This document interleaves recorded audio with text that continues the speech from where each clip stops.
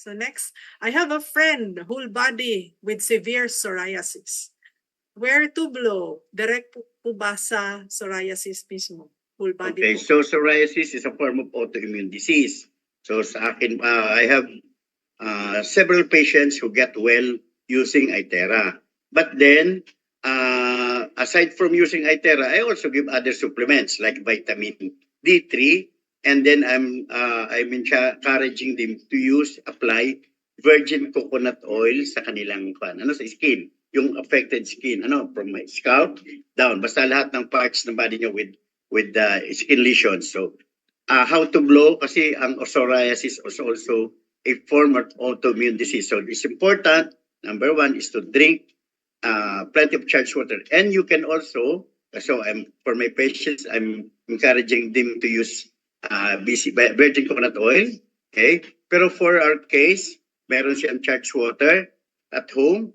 Yun ang gamitin po niyang spray all over his body. All those parts of his body that are affected with psoriasis. And then after spraying with charged water, she can blow or he can blow yung parts na merong pan. And then it's important na you do the basic protocol and concentrate more on the spine kasi di ba autoimmune disease like what I've said before.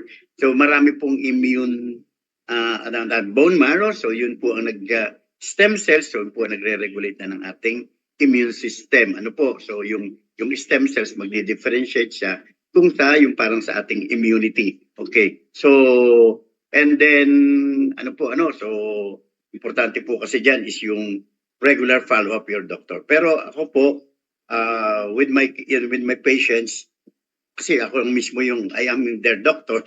So sa akin sila nagpa-follow up and then so far so good. Yung mga patients ko get well. Actually, ang tawag natin po doon is remission. Sabi ng remission, they don't have symptoms. And the last one I had, he had his symptoms about a year ago. Then, after taking vitamin D3, hindi na nag-recur yung kanyang psoriasis. And then I have one patient also, na right now is about 25 years old with psoriasis. And then, from time to time, kasi she doesn't have her own Itera Care device, so every time he goes to my clinic, I use the Itera Care for him. Thank you, Doc. Mas mura po yung gano'n, no?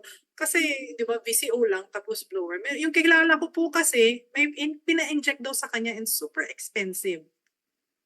May ina-inject po sa kanya, kaya po na-control yung kanyang psoriasis. Okay, so in my experience, I am not a dermatologist, although I have a background in dermatology because when I was still in a district hospital, I was sent and I had a training for leprosy. And leprosy is a form of skin disease. So that's my background. Kaya ako with medyo konting knowledge with regards to derma cases. And so far, so far, yun nga, kasi alam niyo naman, psoriasis patients, they spend a lot. They spend a lot visiting their derma. I have one patient, she's 18 years old. She went to the dermatologist 4 times. But then the skin lesions did not, no improvement. Okay. Then she came to my clinic. I only gave her vitamin D3 and then BCO. Then I tried Itera Care. So far, lo and behold, she got well. Doc, when do you put the VCO? Is that yes. When do you put the VCO po? Na-curious na nga ako. Virgin coconut. I advise them to... Before blowing? All over is lesions. Kahit hindi po nag-blow.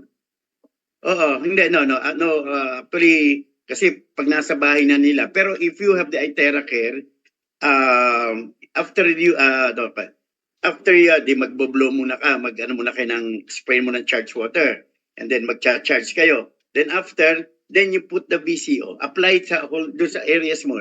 Usually scalp yan, di ba? Scalp. And then sa face meron, tapos all over his body. Gamitin yung virgin coconut oil, that's VCO. Napakaganda po.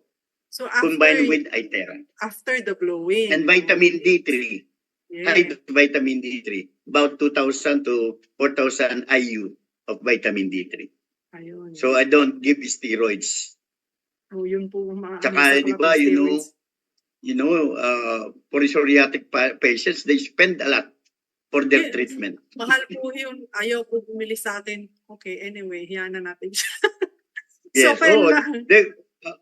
actually, if you will buy an Itera compared to one visit to a dermatologist, she will spend 10,000. Yung natatakot daw po Actually, kasi because- siya. yes. Kasi if he stops the steroid, he will go back to zero. Yun ang sabi niya.